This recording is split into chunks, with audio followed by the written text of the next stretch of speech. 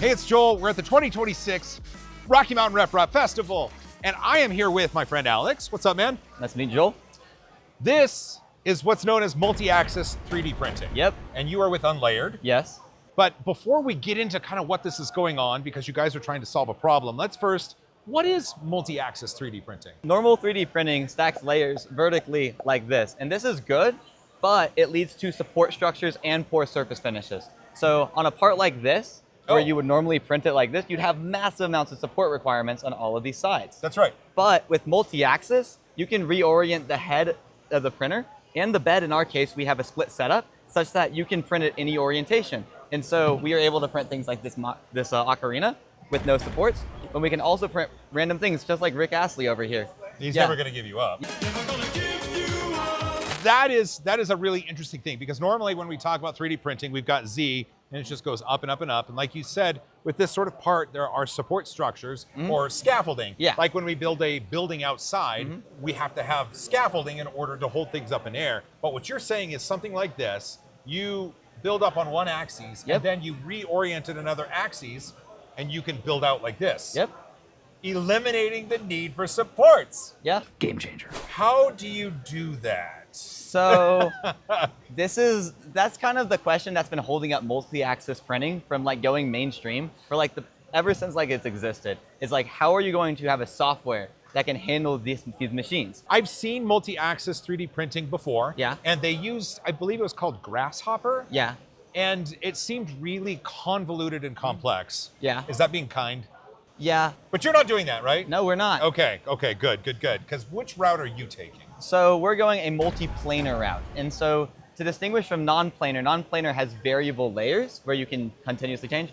A multi-planar route has different planes defined that have different normal vectors, so it can print on the sides. So this is a really good example in that it can print straight up and then go straight out on all these sides. Okay, so then this main column would print all the way to the top, and then the printer would reorient, and on this side, this face, it would build out, and then it could twist, and then build out. Yeah.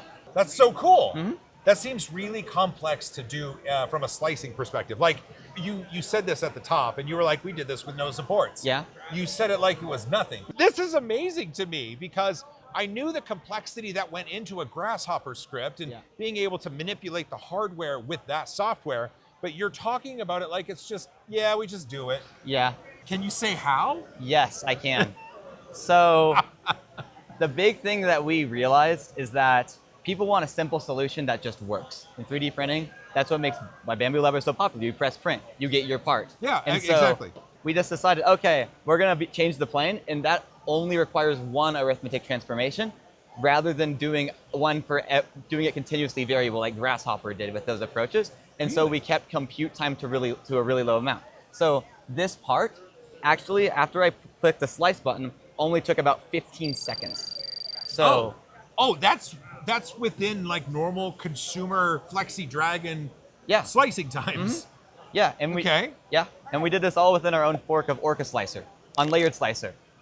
So that is how we were able to do it. We were able to utilize the most powerful slicing engine in the world right now that everyone uses. And then we were able to piggyback off that with the multi-axis, which gives us all that power of like the open source community with the ability to eliminate supports and truly print unconstrained. All right, Alex, a fork of Orca Slicer. Does this mean you're going open source? So yes, our slicer will be open source. And because we care and we think that this technology should become mainstream in 3D printing. And we think that it's about time that the software is something. I agree. For this machine, this is something that software is going to use, and this is what you're going to offer, correct? Yeah. So this is cool, because I can see this is multi-axis. Yeah.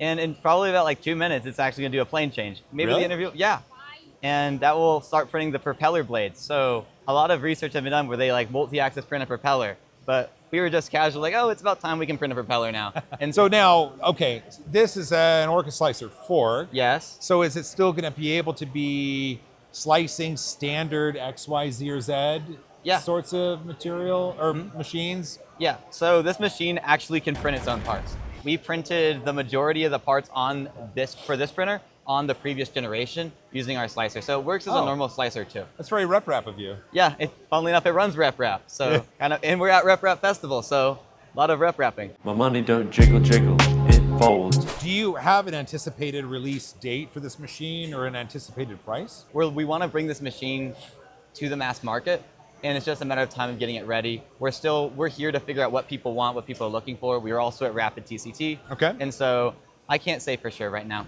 What was the impetus behind this? Were you guys just at a party one day and you decided to fix this problem? So Unlayered is a company and that designed to bring this technology to the mass market. We started it because my co-founder cut himself really badly removing support material. And I was like, enough's enough. And so about a little over a year ago, we started designing these machines from the ground up to be some of the best 5-axis hardware. A lot of things happen. This is our 3rd generation machine. We've just been improving every step of the way. How many revisions do you think you have to go until you're going to be good for release? If I knew that number, I'd be able to tell you when we're going to release. In due time.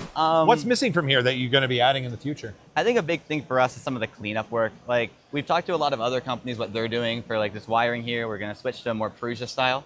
Oh, okay. And then we're also looking into some different calibration techniques and ways to ensure greater reliability, because that's one thing that's kind of become the norm nowadays is people want printers that are reliable. Right. Well, it depends. Is your initial offering going to be for like engineers, beta testers, or like the mom in the kitchen with the kids making like cookie cutters? I think it's much more the engineers because Okay. they're able to take advantage of this technology. Like just being able to, it's an entirely different manufacturing process in a way. Like it still hurts my brain to think about how can I design parts to use this technology. Alex, one more question before we wrap up, which is actually kind of an interesting thing to think about, because there's something called full control, which allows you to use like mathematical formulas to define motion and extrusion.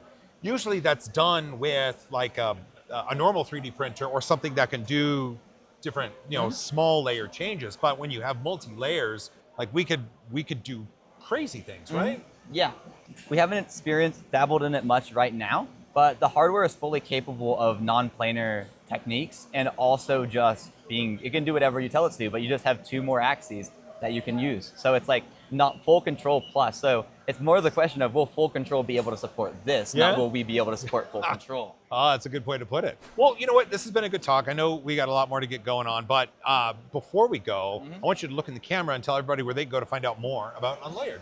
So to learn more about Unlayered, you can go follow us on our socials at Unlayered3D or our website, unlayered3d.com. We post lots of 5-axis printing content because I think it's awesome. I mean, maybe you'll think it's awesome too. But yeah, we'll be posting more updates there in the coming weeks. Thanks for watching. If you made this far, you're awesome. Don't forget to hug each other more. Fight for cause you believe in. Multi-axis print all the things. And as always, high five. Come on, Alex. Ooh, best one of the day.